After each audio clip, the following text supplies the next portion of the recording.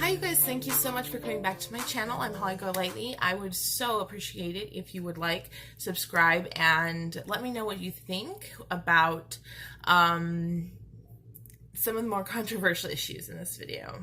The first thing I'm going to address is that this isn't a normal video. It is a video created for a competition.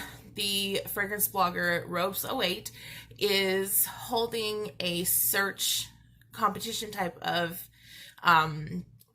thing to find good female fragrance bloggers who are below the radar, essentially. And so I decided to enter because I'm trying to learn to do new things in 2020. I'm pushing my boundaries. I'm stepping out of my comfort zone.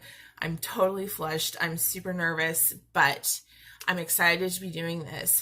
So this is a contest entry, and you can check out the description box for all of the information about the host, the panel of judges, the information about the contest itself running through February 14th. And I really hope that you would, if you are interested in fragrance blogging, but you don't feel that you have the means to really elevate your platform, this could be a really good opportunity. So, I said that already before.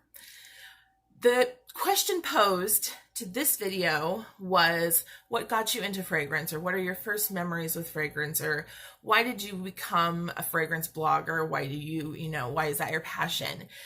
And so my fragrance story, as it is, I have two very distinct memories of fragrances that I loved. The first fragrance was a gift. I was gifted for Christmas one year when I was in my teenage years, high school or middle school, I'm not sure. I was gifted the Sin Perfume Oil Rollerball by Urban Decay. Urban Decay had 3 rollerball fragrances back in the day. And if you remember those fragrances, congratulations, you're old. That scent stood out in my mind because I had never smelled anything so rich and sexy and just adult. I felt like a real grown adult when I wore it. If anybody does remember these fragrances and are interested, Dior Addict is a very close formulation to that Sin Rollerball. That's just a handy dandy tip for you. The other memory I have, the other fragrance memory I have, the other scent memory I have is being in Paris when I was 17 years old, 1994.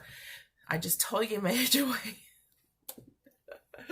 And we were on a walk to get some food, and we passed by a little fragrance shop.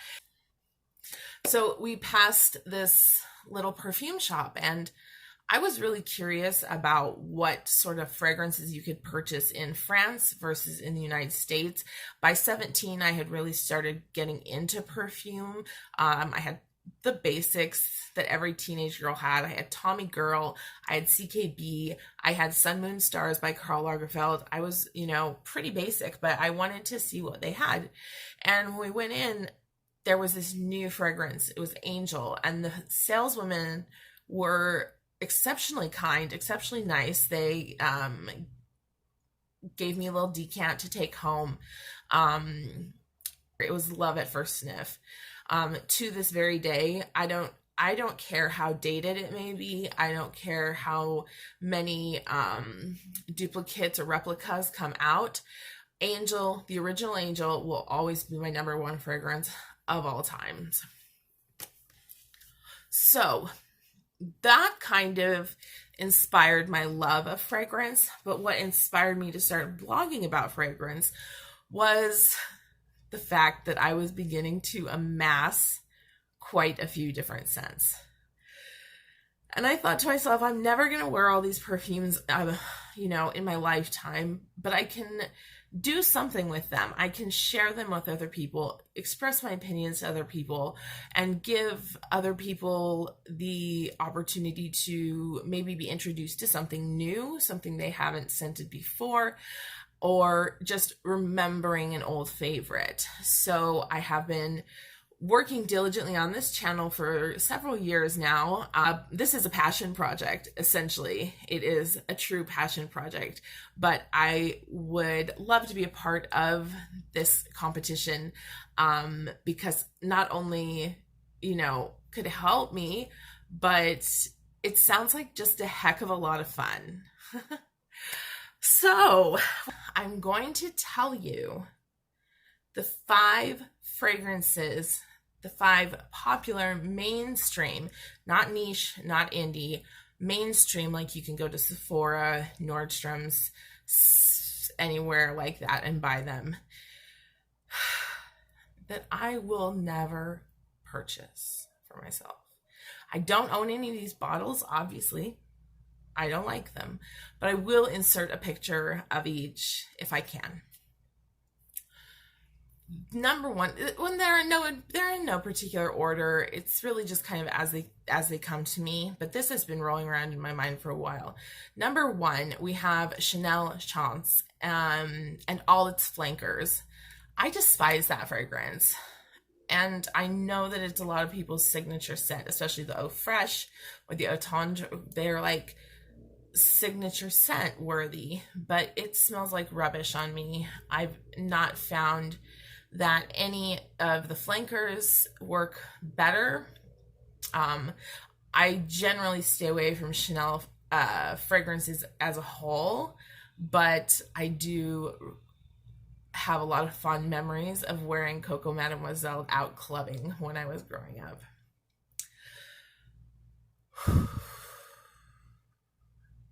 The second fragrance, if you've watched my channel before, you probably already can guess at least one of these.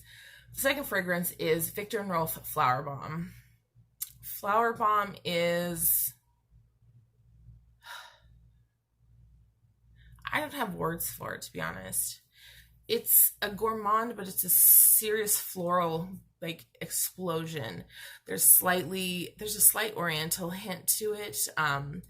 Would florientalmond be the right way of describing that? I don't know. I have a real love-hate relationship with that fragrance. I only have this small, like the trial size dabber bottles, and some days I put it on and I'm like, I kind of like this. And then other days I put it on and I'm like, oh no, girl, what were you thinking? That's awful. So Viktor & Rolf Flower Bomb is a hard pass for me. I do, however, buy Spice Bomb for my older son. He's 18 and he loves it. So to each their own. It's a little too much for me too. To each their own. The third scent, I guess it's a scent and its flankers, is the Versace Crystal line. Versace Crystal Absolute, Versace Yellow Diamond or Yellow Crystal. I don't know. Versace Crystal, the nighttime one. My brain is like, it's blocked them out so bad. I just don't, again, they just don't get on with me. They don't smell good on me. I don't like the way they smell just in general. And although I know, especially that Versace Crystal and Crystal Noir, I think is the other one. I know that Crystal and Crystal Noir are really popular, but I can't get behind them. I really can't. So there you have it. Let's see. Where are we moving on to? We're on to number 4. I should have written these out before I started filming, but you'll live. I mean, I hope you'll live.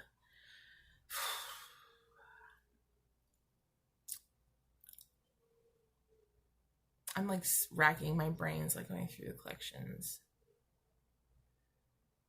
Oh, this one.